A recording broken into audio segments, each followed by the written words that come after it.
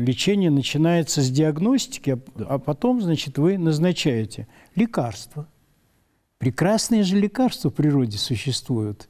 Их никто не отменял. Они работают? Конечно, работают. Отлично. Конечно, работают. В этом все дело. Даже у людей, у которых очень большие сужения сосудов, они работают, чтобы, скажем, довести человека либо до интервенционного пособия, либо до операции. Дальше вот уже надо ориентироваться на те показатели, которые это самое. Если человек имеет сопутствующие заболевания там, и так далее, и если есть риск открытой операции, мы же сами говорим, давайте врач сделаем стентирование, сделаем, понимаете? Поэтому мы и говорим, что как раз в коронарной хирургии существуют так называемые альтернативные методы лечения. Ведь есть же вот больные... А это плюс.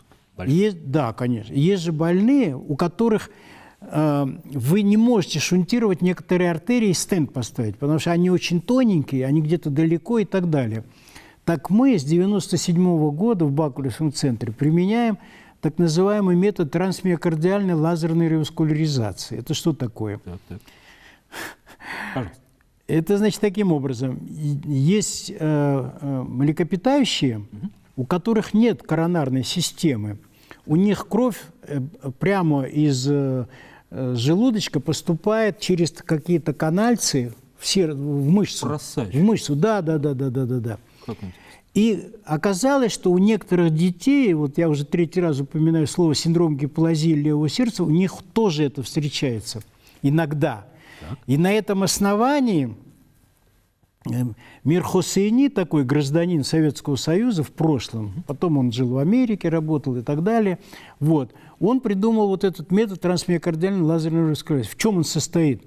Вы лазер СО2 мощностью 1 киловатт приставляете к желудочку, левому желудочку, там, где вы не можете сделать шунтирование из-за плохих очень артерий, они тонюсенькие, их не видно даже.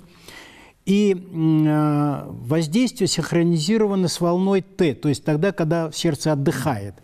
Делается там 20, 30, 40, в зависимости от размера сердца и по объему поражения, делаются вот эти проколы. Работа. Да. Вот. И дальше мы проанализировали через 10 лет эти обреченные люди, 94,2% этих людей были живы. Вот. Поэтому я почему вспомнил об этом. Альтернативный метод не только аортокоронарное шунтирование, не только стентирование, но и трансмиокардиальная лазерная реваскуляризация, которая может дополнять шунтирование. То есть вы сделаете один шунт, а там, где не можете сделать, делаете это воздействие.